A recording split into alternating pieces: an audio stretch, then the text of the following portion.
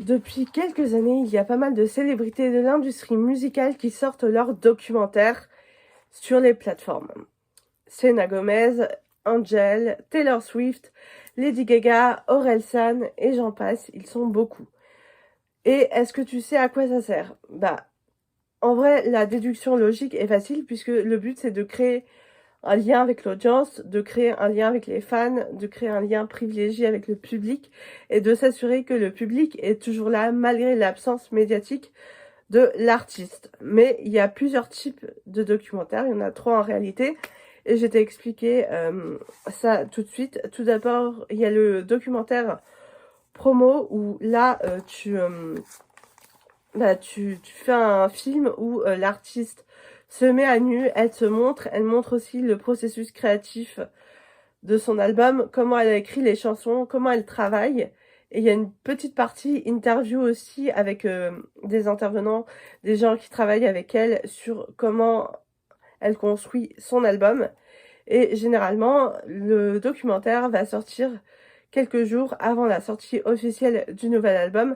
C'est par exemple le cas de l'album d'Angèle dont le documentaire a été diffusé au Grand Rex avec un rassemblement des fans. Donc en gros, ça a créé un engouement avec les fans pour s'assurer que le public soit toujours là. Et après l'avant-première au Grand Rex, le film a été diffusé sur Netflix annonçant le deuxième album de la chanteuse. Et ça a marché puisque le deuxième album a fait un carton. Il y a eu des singles phares qui ont été des tubes. Et ainsi, le but d'Angèle, c'était de tester la température auprès du public et de créer l'attente. Et ça a marché. Le but, c'était vraiment de la promo, c'était une stratégie commerciale. Et ça a marché puisque le public a répondu présent. C'est aussi le cas de la mini-série documentaire sur Orelsan, Ne montre jamais ça à personne, diffusée sur Prime Video, où le but c'était d'annoncer la sortie de son nouvel album, qui est vraiment assez canon, je l'avoue. Et le deuxième type de documentaire, c'est le documentaire confession, où là l'artiste va clairement se confier, elle va avouer qu'elle souffre de santé mentale, de troubles alimentaires, enfin, on va vraiment rentrer dans son intimité, et en fait, elle va aussi se confier sur la célébrité, sur le poids de la célébrité sur ses épaules. C'est le cas du documentaire sur Pamela Anderson, qui est sorti le 31 janvier 2023 sur Netflix, et où pareil, on en apprend beaucoup sur l'artiste. C'est le cas du documentaire sur Selena Gomez, où pareil, elle se confie, on en apprend beaucoup plus sur elle, sur le poids de la célébrité qui pèse sur ses épaules depuis ses 14-15 ans à peu près, depuis qu'elle est toute jeune en fait.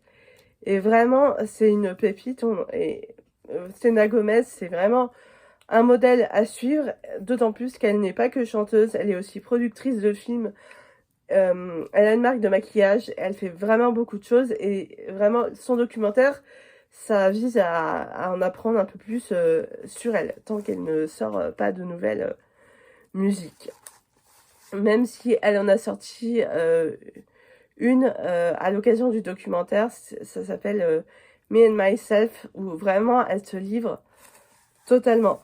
C'est aussi le cas du documentaire 5 Foot 2 de Lady Gaga qui est sorti en 2017, où pareil on en apprend beaucoup sur l'artiste, sur ce qu'elle est, et où elle se livre vraiment, comme elle a pu se livrer dans son album Joanne.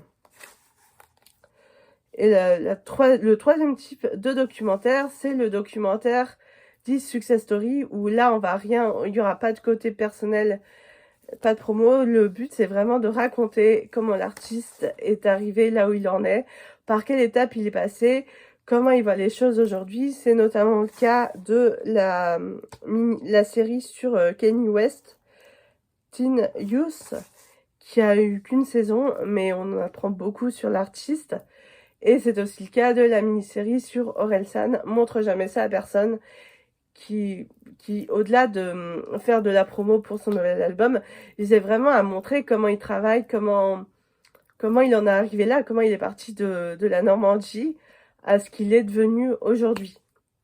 Sur ce, n'hésite pas à me dire si toi, tu as vu certains des documentaires dont je parle, si tu as vu celui d'Angèle ou celui d'Orelsan. J'attends tout ça dans tes commentaires pour qu'on en discute ensemble. Et nous, on se retrouve très bientôt pour une prochaine vidéo.